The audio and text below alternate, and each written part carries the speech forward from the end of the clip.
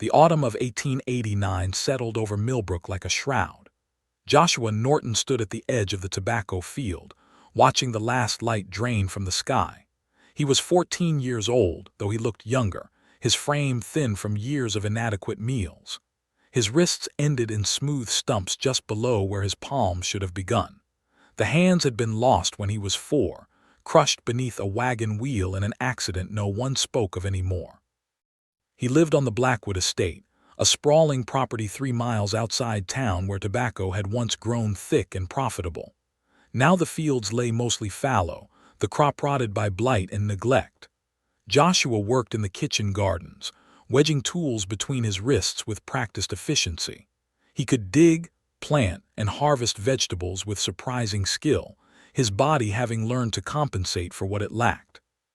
The estate belonged to Silas Blackwood, a man of 45 whose family had once been wealthy. The war had taken his sons. Illness had taken his wife. Debt had taken nearly everything else.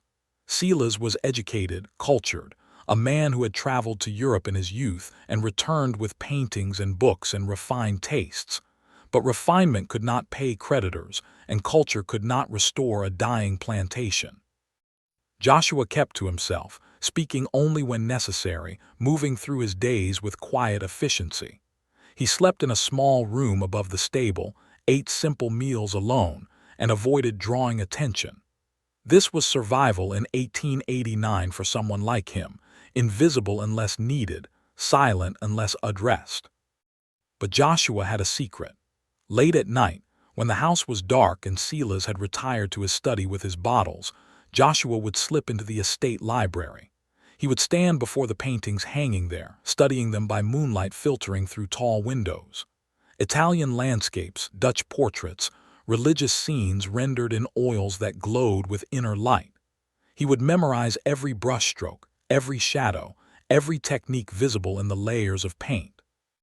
He had taught himself to see, not just to look but to truly observe how light fell across surfaces, how colors related to one another, how space could be suggested on a flat plane. It was a private education, pursued in stolen moments, nourished by hunger he could not name. On this particular October evening, as Joshua walked back toward the stable, he noticed Silas standing on the columned porch of the main house. The older man's face was gaunt, his eyes hollow. He stared at Joshua with an intensity that made the boy's stomach clench with instinctive wariness. "Boy," Silas called out, "come here." Joshua approached slowly, his heart beginning to pound. Silas rarely spoke to him directly. The kitchen overseer, Martha, usually delivered instructions. Direct attention from the master of the house meant change, and change was rarely good. "You can read, can't you?" Silas asked. His voice was soft but strangely focused. Joshua hesitated. Admitting literacy could be dangerous, could lead to accusations of theft or presumption. But lying to a direct question seemed worse. "Some, sir," he said quietly. "Martha taught me letters when I was young." Silas nodded slowly, as if confirming something he already suspected. "And you spend time in the library. I've noticed the dust disturbed, books moved slightly. You look at the paintings." Fear shot through Joshua. He had thought himself careful, invisible. "I'm sorry, sir. I meant no harm. I only looked." "Don't apologize," Silas said. There was something strange in his tone, something calculating. "Tell me what you see when you look at them. The paintings." Joshua swallowed hard. This felt like a trap, but he could not identify its shape. "I see light, sir, and shadow. How the artist makes flat canvas look deep. How faces seem to think and feel." Silas studied him for a long moment. Then he smiled, but it was not a warm expression. It was the smile of a man who had just discovered something valuable. "Come inside," Silas said. "I want to show you something." Joshua followed him into the house, through hallways lined with fading wallpaper and into a second-floor room he had never entered. It smelled of mildew and old canvas. Paintings covered the walls, some finished, some abandoned mid-composition. "These are my collection," Silas said, "my inheritance from better times, but they're not enough, not valuable enough, not remarkable enough to save this place from ruin. He turned to Joshua. I need something extraordinary, something that will capture attention and command prices that could restore everything I've lost. Joshua said nothing. He did not understand where this was leading, but dread was building in his chest like pressure before a storm. I've been watching you, Silas continued. The way you observe, the way you understand form and light, and I've been thinking about your condition. He gestured at Joshua's wrists. People are fascinated by the unusual. They want to believe in miracles, especially now when the world feels broken and uncertain. I don't understand, sir, Joshua said, though he was beginning to. Silas's smile widened. You will. Tomorrow we begin a project together, something that will benefit us both if you're smart enough to cooperate. The way he said it made Joshua feel cold. Not cold from temperature, but from the bone-deep chill of recognizing predatory intent. He was being measured, assessed, prepared for use in some scheme he could not yet comprehend. You're dismissed for tonight, Silas said, but tomorrow everything changes for both of us. Joshua left the house and walked back to his small room above the stable. He lay awake for hours, staring at the ceiling, trying to understand what Silas intended. But all he felt was the weight of powerlessness, the understanding that his life was about to be shaped by forces he could not control. Outside, the October wind rattled the windows. Somewhere in the darkness, an owl called. And in the main house, Silas Blackwood sat in his study, drinking steadily, planning the deception that would save him or destroy them all. The workshop had once been a smokehouse, used for curing meat. Silas spent 3 days converting it, whitewashing the walls, installing a large table, bringing in paints and brushes and canvases. He worked with feverish energy, driven by desperation and possibility. On the 4th day, he brought Joshua to see it. This is where you'll work, Silas said, gesturing around the transformed space. Or rather, where people will believe you work. Joshua stood in the center of the room, confusion and fear warring in his chest. Sir, I don't paint. I've never held a brush. I know, Silas said calmly. That's not what I need from you. He explained the plan slowly, watching Joshua's face carefully. There was a woman on the estate, Silas said, someone who had been there for years, invisible to most people. Her name was Rebecca.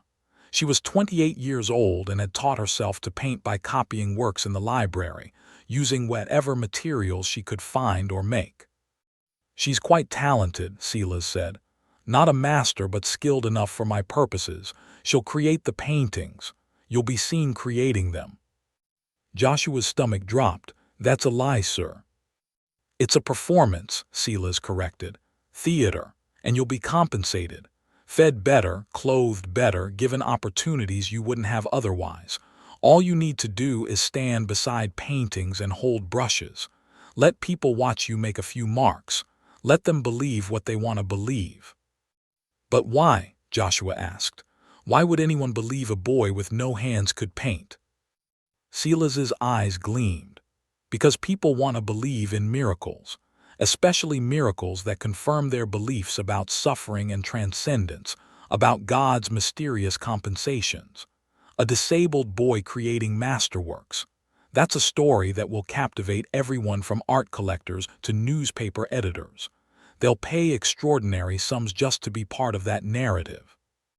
Joshua felt sick, and if I refuse? The temperature in the room seemed to drop. Silas's expression hardened. Then you'll find life here becomes considerably more difficult. Martha is getting old. The kitchen work might become too much for her. You might need to find employment elsewhere, though I wonder where someone with your limitations would go. The world is not kind to people who lack both hands and prospects. It was not a direct threat, but the implication was clear. Joshua depended entirely on Silas's tolerance for his survival. Refusing meant losing everything, becoming homeless in a world that had no place for disabled young people with no family and no resources. I'll need to teach you some basic movements, Silas continued, his tone becoming businesslike again.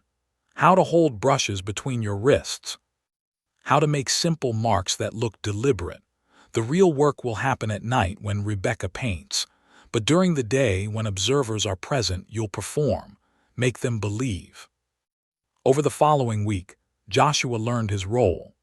Silas drilled him relentlessly, teaching him to wedge brushes at specific angles, to lean over canvases with convincing concentration, to make slow, careful strokes that suggested artistic process without actually creating anything meaningful. Rebecca came to the workshop only at night. Joshua met her once briefly, a thin woman with sad eyes and paint-stained fingers. She said nothing, just looked at him with an expression he could not read. Pity, perhaps, or shared recognition of their mutual trap. "We're both being used," she said quietly, "but maybe if we're careful, we can survive this." Then she left, disappearing into the darkness, and Joshua did not see her again for many days. The first painting appeared within 2 weeks. A biblical scene, the calling of the disciples, rendered in dark, dramatic tones. Silas brought a local minister to see it, along with 2 prominent townspeople. "Gentlemen," Silas said, his voice warm with practiced humility, "I've discovered something extraordinary, a talent that has been hidden on this estate, developing in secret. I'd like you to meet Joshua." Joshua stood beside the painting, his wrists clearly visible, his expression carefully neutral as Silas had instructed. The visitors stared, their mouths falling open. "This boy painted that?" the minister asked, incredulous. "Watch," Silas said. He had prepared a second canvas, this one already substantially completed by Rebecca the previous night. Joshua picked up a brush, wedging it between his wrists, and made 3 slow, careful marks on the canvas. They were crude compared to the sophisticated work already there, but they were visible strokes, proof that he could manipulate a brush. The visitors watched in stunned silence. Then the minister began to weep. "It's a miracle," he whispered. "God's grace made visible through this afflicted child." Silas allowed the religious interpretation to stand unchallenged. It served his purposes perfectly. Within days, word spread through Millbrook and beyond. The boy who painted like a master despite having no hands. The disabled child whose suffering had somehow opened channels of divine inspiration. People came to see him, first dozens, then hundreds. They watched him work, which meant watching him add small touches to paintings Rebecca had created. They marveled. They paid Silas for the privilege of witnessing the miracle, and some began making offers to purchase the completed works. Joshua performed his role with growing skill, but inside he felt himself being slowly erased. His actual self, his thoughts and observations and private education, became irrelevant. He was a prop in someone else's narrative, a living illustration of ideas about disability and divine compensation that had nothing to do with his real life. And Rebecca remained invisible, working through the nights, her talent attributed to a boy who could barely make a deliberate mark. Her erasure was even more complete than Joshua's. At least people saw him, even if they misunderstood him. Rebecca existed only as a ghost, creating art that would never bear her name. By January of 1890, the deception had grown beyond Silas's initial expectations. Newspapers from as far as Richmond and Philadelphia ran stories about the miraculous painter of Millbrook. Art collectors traveled significant distances to see Joshua work and purchase paintings. Silas had earned more money in 3 months than the estate had generated in 5 years. But success brought scrutiny. More experts wanted to examine the paintings closely. More witnesses wanted to observe Joshua's process from beginning to end. And among the visitors was a man who asked questions that made Silas nervous. His name was Reverend Marcus Thorne, and he came from a church in a neighboring county. He was perhaps 50 years old, with sharp eyes and a manner that suggested careful observation rather than easy belief. "I'd like to speak with the boy," Reverend Thorne said on his first visit. "Alone, if possible." Silas tensed, Joshua is quite shy, he doesn't speak much. Nevertheless, the Reverend said firmly, I'd like to hear from him directly. They sat in the workshop, Joshua and the Reverend, while Silas waited outside. The silence stretched for a long moment. Tell me about your painting, Reverend Thorne said gently. When did you begin? Joshua gave the answer he had been taught. A few years ago, sir, I found old materials and started practicing. And no one taught you. You learned entirely on your own. Yes, sir. The Reverend studied him. That's remarkable. You must have extraordinary natural talent. What do you think about when you paint? What are you trying to express? These were questions Joshua had not been prepared for. His mind went blank. He could not explain artistic intent for work he had not created. He could not describe a creative process he did not experience. I try to make things look real, he said finally, his voice barely above a whisper, like I see them. Reverend Thorne watched him for a long moment, then he nodded slowly. Thank you for speaking with me. After the Reverend left, Silas interrogated Joshua about what had been discussed. When Joshua repeated the conversation, Silas's face went pale. He suspects something, Silas said. I could see it in his eyes. He's going to investigate. Then maybe we should stop, Joshua said quietly, before someone gets hurt. Silas laughed, but it was not a pleasant sound. Stop, now, when we're finally succeeding. No, we just need to be more careful, more convincing. That night Silas met with Rebecca in the workshop. Joshua, lying in his room above the stable, could hear their voices rising and falling, though he could not make out specific words. The conversation sounded heated. Rebecca's voice, usually quiet, carried notes of anger and exhaustion. The next morning, Rebecca came to find Joshua while he worked in the kitchen garden. She looked terrible, her eyes red-rimmed, her hands trembling. He wants me to work faster, she said, to produce more paintings in less time, but I can't. I'm already working every night. My hands are cramping so badly I can barely hold a brush by dawn. Then refuse, Joshua said. Tell him you can't do more.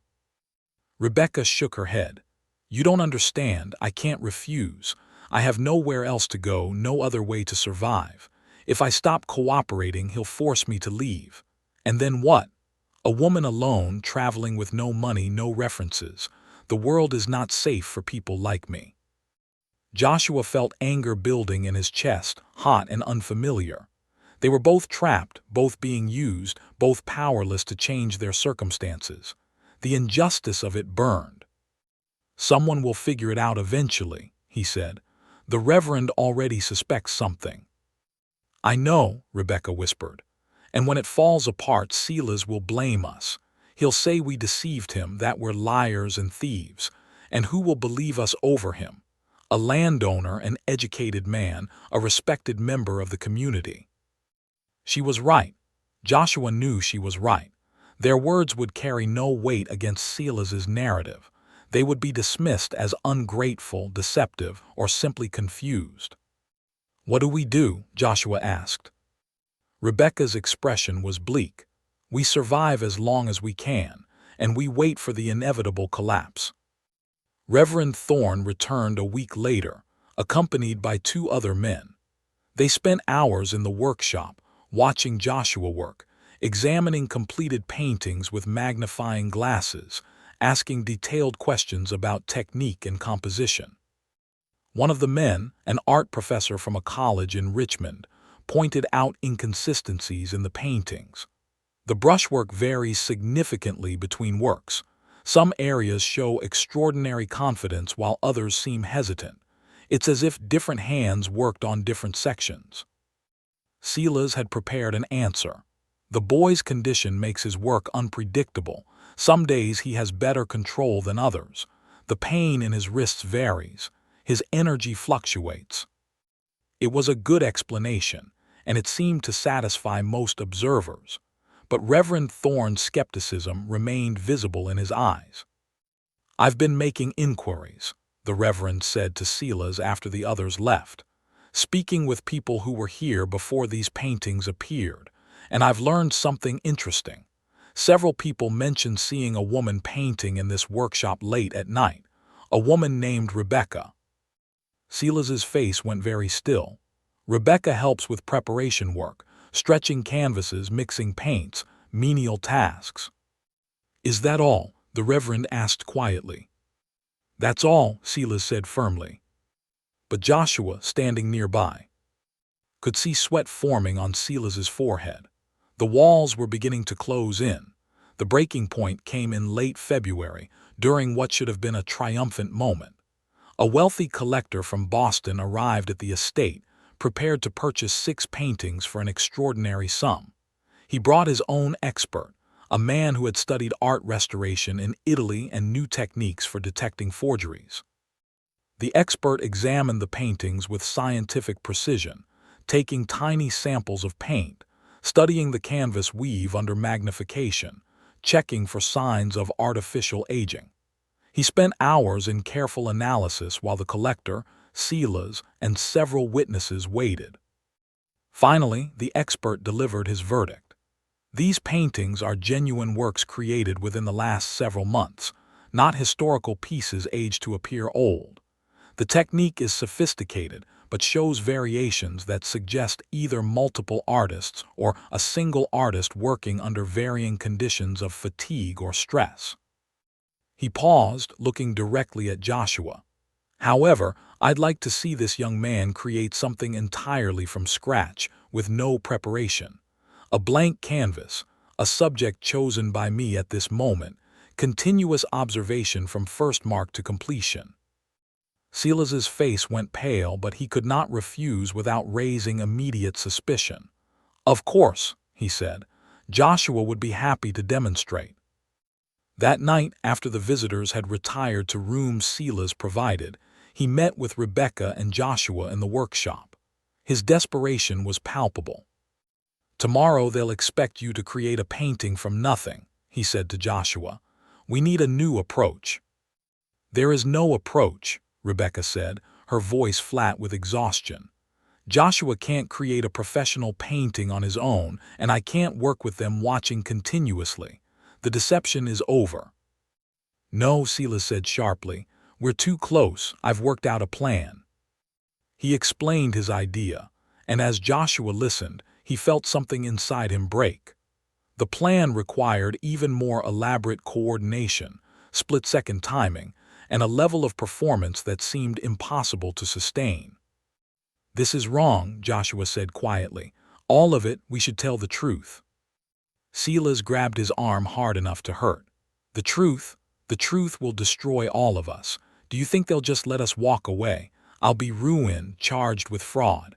Rebecca will be blamed as a co-conspirator, and you'll be dismissed as a pawn or worse, accused of deliberate deception. No one benefits from the truth. We benefit from ending this, Joshua said.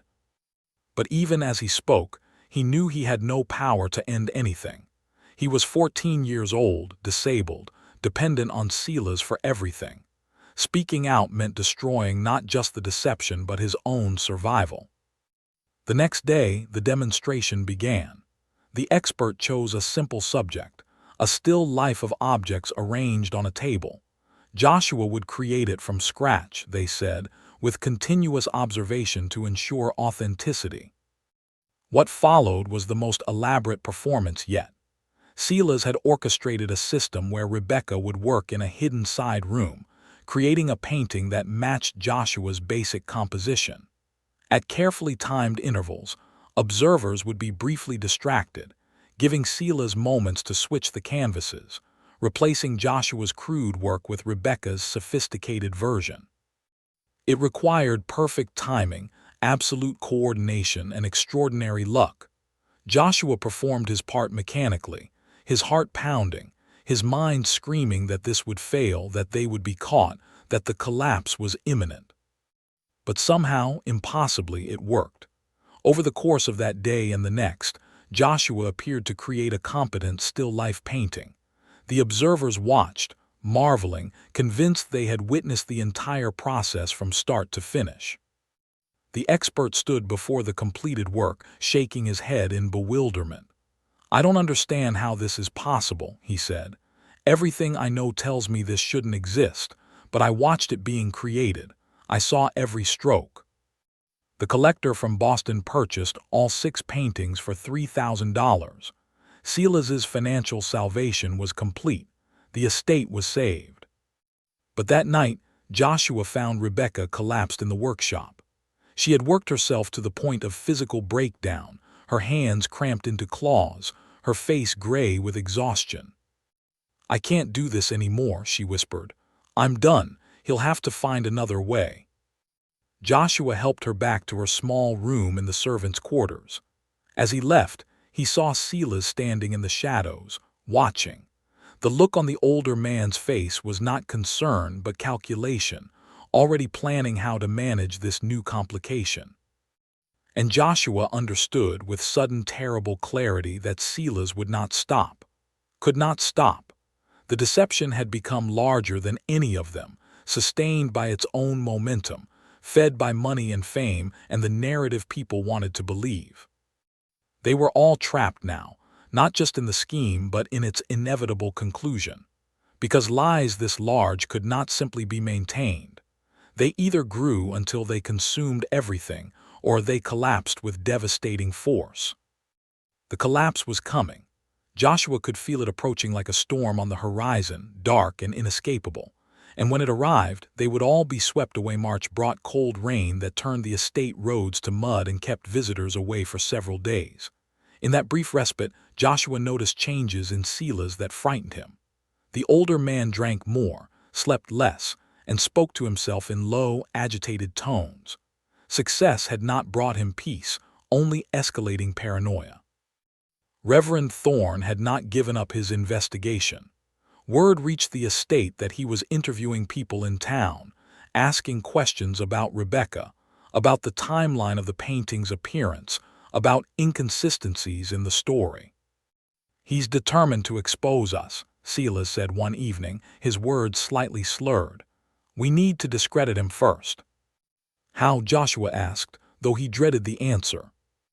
"I've spoken with certain people. Suggested the Reverend has an unhealthy obsession with the paintings, that perhaps his interest is not purely spiritual. People will start to doubt his motivations, question his judgment." Joshua felt sick. That's destroying an innocent man's reputation. "It's survival," Silas snapped. "His or ours, and I choose ours."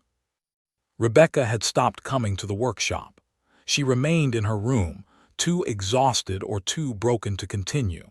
Silas had tried to convince her to resume work, but she simply stared at him with empty eyes and said nothing. "She's becoming a liability," Silas said to Joshua one afternoon. They stood in the workshop surrounded by paintings Rebecca had created. "If she speaks to the wrong people, tells them about her role, everything collapses." "Then let it collapse," Joshua said. "End this before more people get hurt." Silas's expression darkened. "You don't understand what's at stake. This estate, this legacy, everything my family built. I won't let it be destroyed by a tired woman and a disabled boy who don't appreciate what I've given them." The way he said it, the casual cruelty of reducing them to obstacles rather than people, made Joshua realize something important. Silas had moved beyond mere deception into something darker. He saw them not as human beings but as tools, and when tools stopped being useful, they were discarded. That night Joshua made a decision. He would document what was really happening. He would write down the truth, carefully and completely, and hide it somewhere safe. If the deception continued, at least there would be a record. If it collapsed, there would be evidence that he and Rebecca were victims, not perpetrators. He worked in secret over several nights, using paper he found in the estate library, writing by candlelight in his small room. He described the deception in detail, how it had been constructed, how the paintings were really created, how he and Rebecca had been coerced into participation.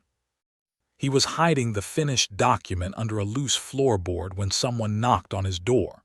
He opened it to find Rebecca standing there, looking more alert than she had in weeks. "I'm leaving," she said quietly. "Tonight, before this gets worse." "Where will you go?" Joshua asked. "I don't know, anywhere but here. I can't be part of this anymore. It's killing me, not just physically but—" she touched her chest. "Inside, my work, my talent, everything I am is being used to build a lie. I'd rather starve than continue." Joshua understood completely.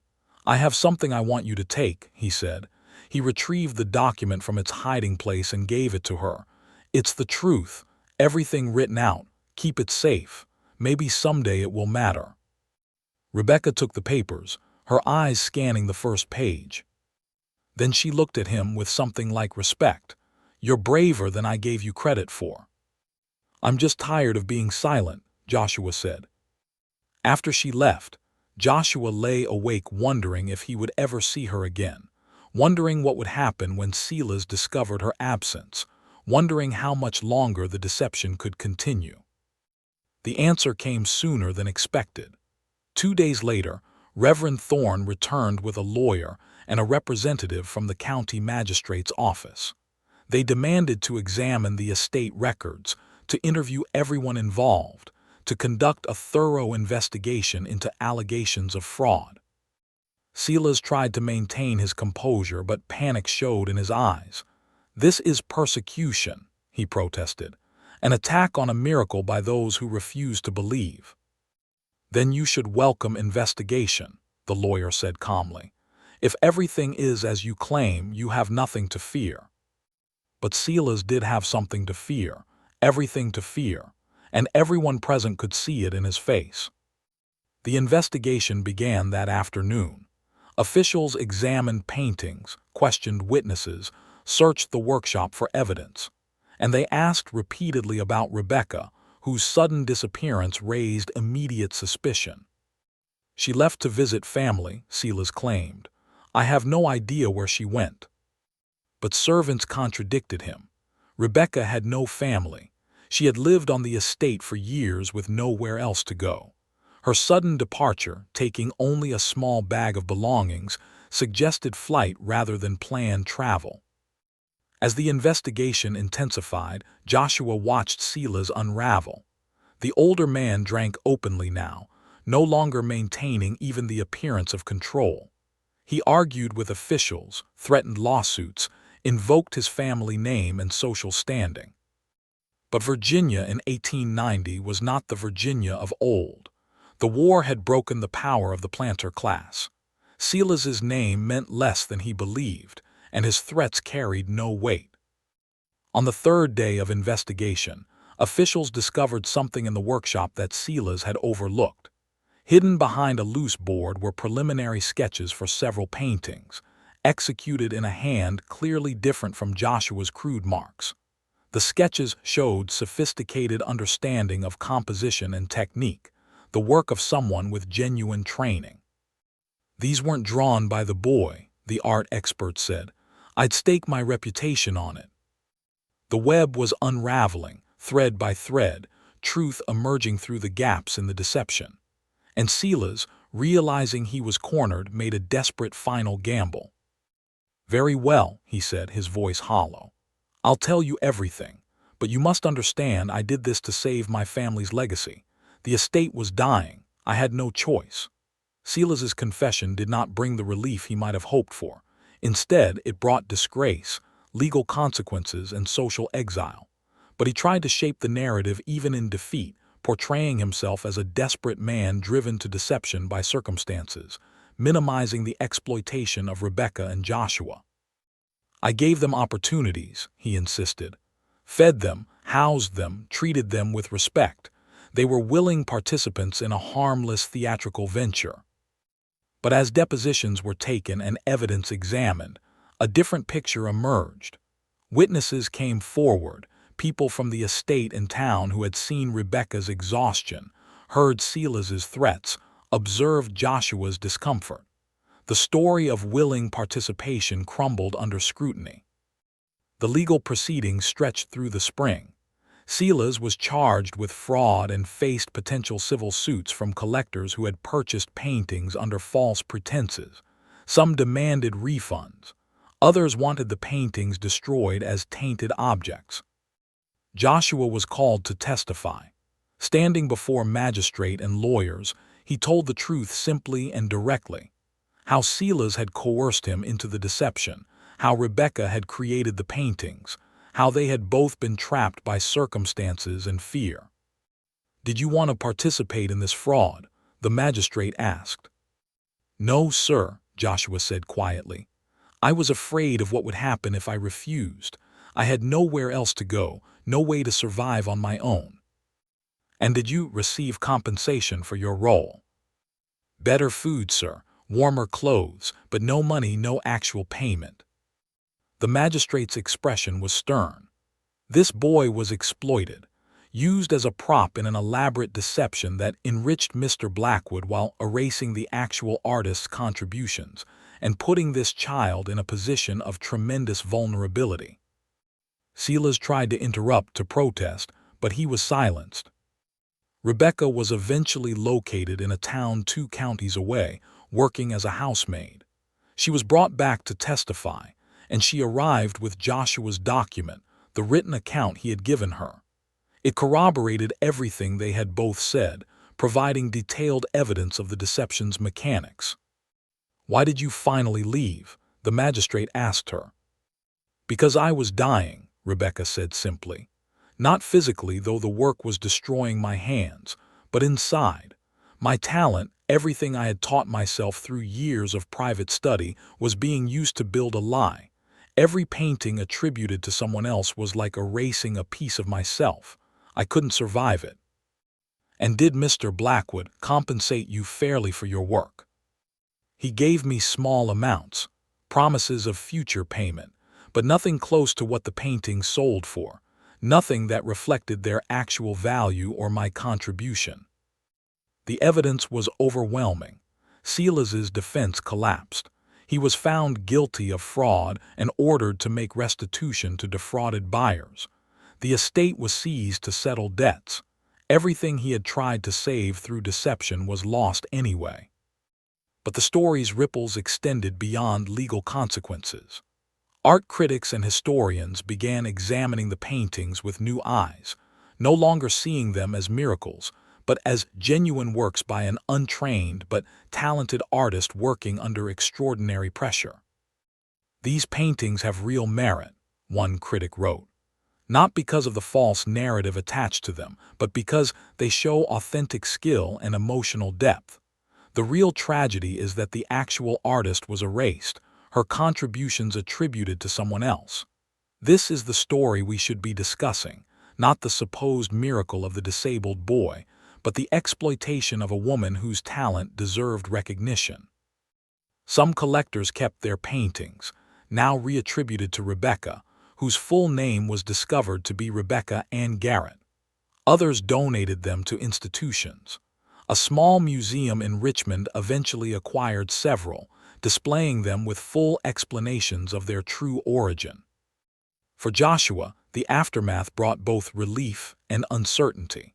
He was no longer required to perform the lie, but he also no longer had the limited security the estate had provided. The magistrate arranged for him to be placed with a family in town, people who ran a school, and agreed to take him on as a student and helper. "You can learn properly now," the schoolmaster told him. "Reading, writing, mathematics, whatever you're capable of mastering." It was an opportunity Joshua had never imagined, and he approached it with desperate hunger. He proved himself capable, not just willing. Within months, he was reading advanced texts, solving complex problems, demonstrating intelligence that had been ignored or dismissed because of his disability.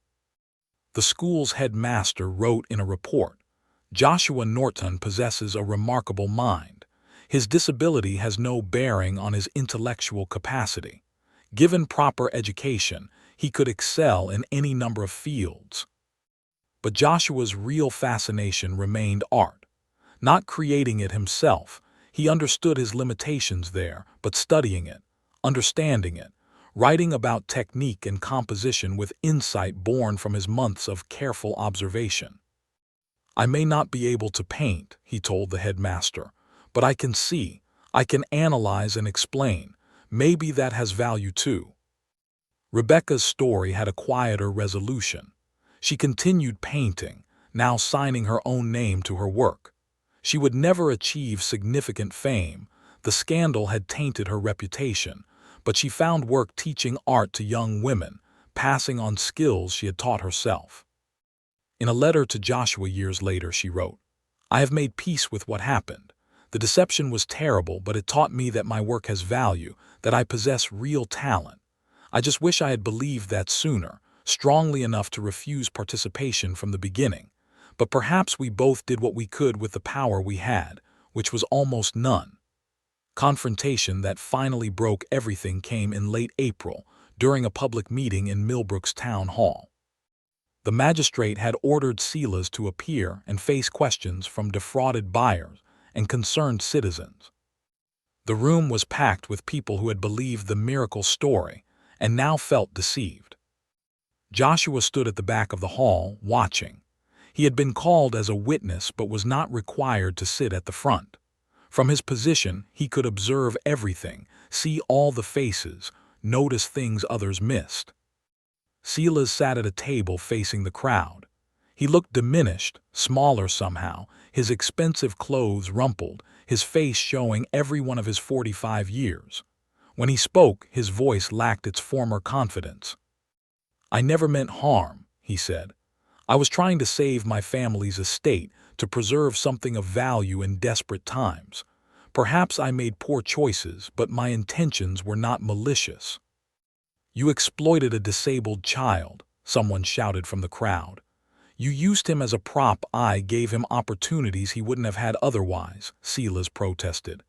"Education, exposure, attention. Before this, he was just a garden worker. I made him famous." Joshua felt anger surge through him, hot and clarifying. Before he could think better of it, he stepped forward.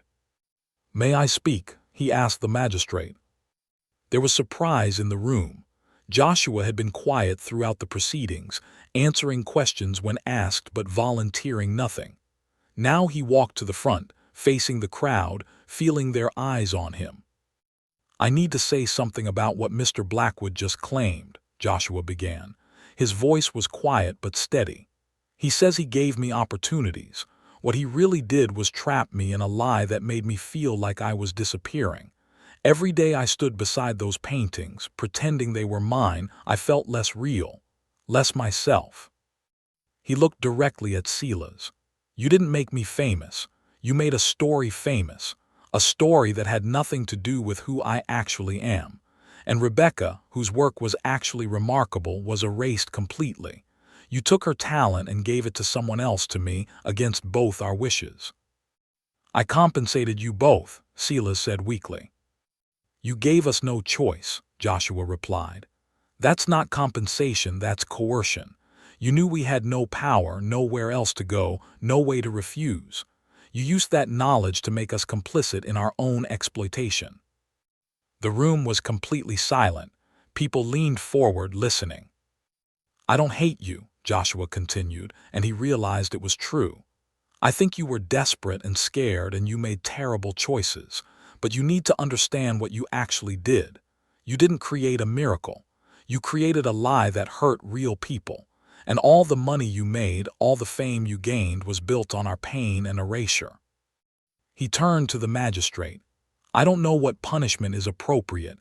I just know that the truth matters. Rebecca painted those works. She deserves credit. And both of us deserve to be seen as actual people, not characters in someone else's story." When Joshua finished speaking, there was a long moment of silence. Then someone in the crowd began to applaud.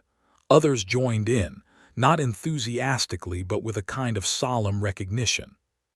The magistrate's final judgment was delivered a week later. Silas would make full restitution to defrauded buyers, which would require selling the estate and all its contents. He would be prohibited from making any further profit from the paintings or the story. And he would face no criminal charges, given his age and lack of prior offenses, but his reputation was permanently destroyed. "You are a cautionary tale, Mr. Blackwood," the magistrate said. "A reminder that desperation does not excuse exploitation, and that lies built on other people's suffering ultimately destroy everyone involved."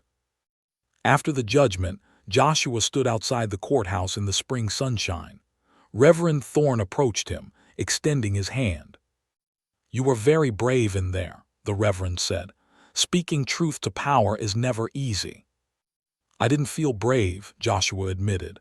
"I felt angry and tired of being silent." "That's often where courage begins," Reverend Thorne said, "with being tired of accepting what's wrong."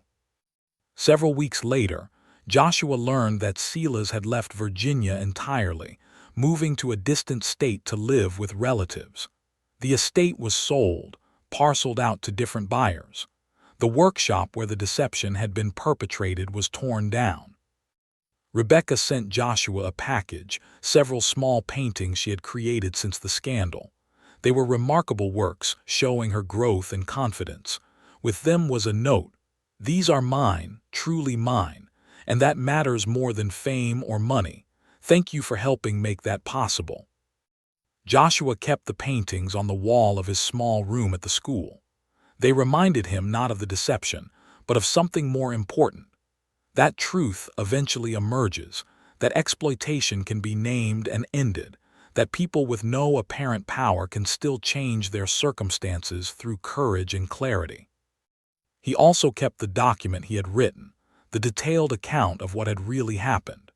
Years later, he would expand it into a longer essay, contributing to a growing conversation about how disabled people and women were exploited in artistic and intellectual contexts, their work stolen or erased, their contributions dismissed. The paintings themselves existed in a strange liminal space. Some were destroyed by angry buyers.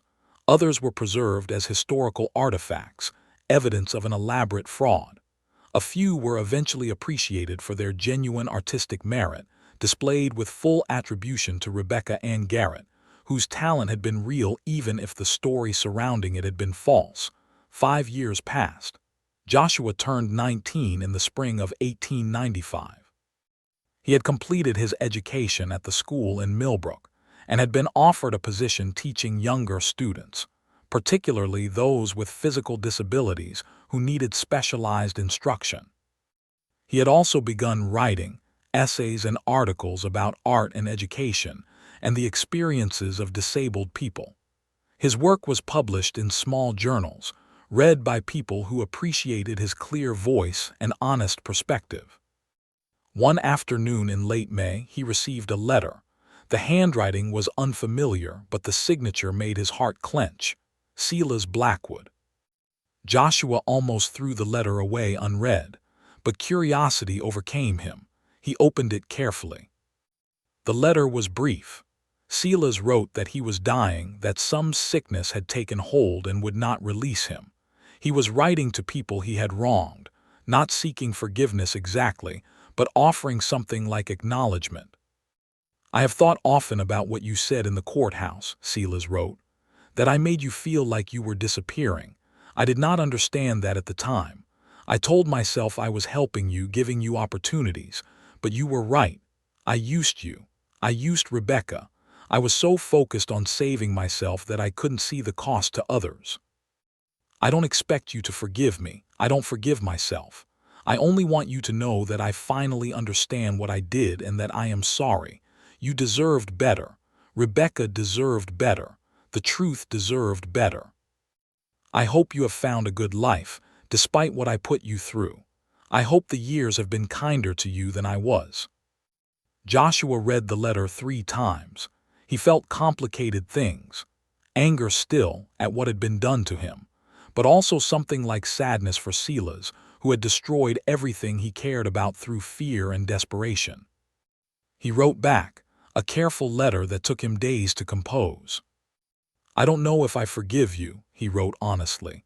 "I'm still working through what happened, understanding how it shaped me, but I appreciate your acknowledgement. It matters that you finally saw us as people, not props in your plan. I have a good life now. I teach. I write. I'm learning every day what it means to live honestly, to be seen for who I actually am rather than who someone else wants me to be.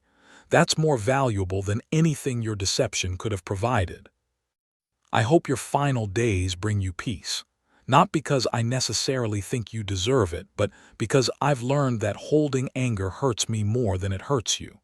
I'm choosing to let it go, not for your sake, but for mine. He sent the letter and received no reply. 3 months later, he learned that Silas had died. There was a brief obituary in the Richmond newspaper, noting his death but saying little about his life. The scandal had erased everything else. Joshua attended the funeral, standing at the back of the small gathering. Only a few people came, relatives who looked uncomfortable, a minister who spoke in vague platitudes. After the service, Joshua stood at the grave for a long moment. "I hope you found what you were looking for," he said quietly, "or at least made peace with not finding it." Then he walked away, back toward town, back toward his life. The past would always be part of him. He understood that now. The months of deception, the exploitation, the feeling of being used as a tool in someone else's scheme. But those experiences had also taught him valuable lessons about power, about truth, about the importance of being seen and heard. Rebecca had married and moved to Philadelphia, where she ran a small art school for women. She wrote to Joshua occasionally, letters full of news about her students and her work. She had found contentment, if not fame, and that seemed enough. The paintings continued to exist in various collections, strange artifacts of a complicated moment. Art historians studied them, not as miraculous works by a disabled child, but as genuine examples of self-taught talent created under extraordinary pressure. One historian wrote, "The real story of these paintings is not about divine intervention or mysterious gifts. It's about exploitation and survival, about how talent can be stolen and attributed to others, about how people with limited power find ways to resist and eventually reclaim their narratives. That's the story worth telling." Joshua agreed, and he spent years telling it through his writing and teaching, helping others understand that the most interesting truths are often more complicated than the simple stories people want to believe. On quiet evenings, he sometimes stood before the paintings Rebecca had given him, studying them by lamplight. They were beautiful works, full of life and observation and genuine skill. They told a true story, not a fabricated one, and that made them more valuable than any amount of fame or money. He thought about the boy he had been at 14, frightened and powerless, forced into a role that made him invisible even as it made him famous. That boy still existed inside him, a reminder of vulnerability and the damage that exploitation causes. But he had survived. Both he and Rebecca had survived, had built lives beyond the deception, had found ways to be fully themselves rather than characters in someone else's narrative. That was the real miracle, Joshua understood now. Not the fake story of paintings created by impossible means, but the true story of people who refused to be erased, who insisted on being seen and heard, who claimed their own stories despite every attempt to silence them. The spring evening was warm, the light fading gently. Joshua closed his book and looked out the window at the town where he had once been displayed as a curiosity. Now he walked its streets as himself, known not for a lie but for his actual work, his teaching, his writing, his life. The paintings that shouldn't have existed did exist, but more importantly, so did the truth. And in the end, the truth was what mattered, what endured, what gave meaning to everything that had happened. He was 19 years old and he was finally, fully, undeniably himself. That was enough. That was everything.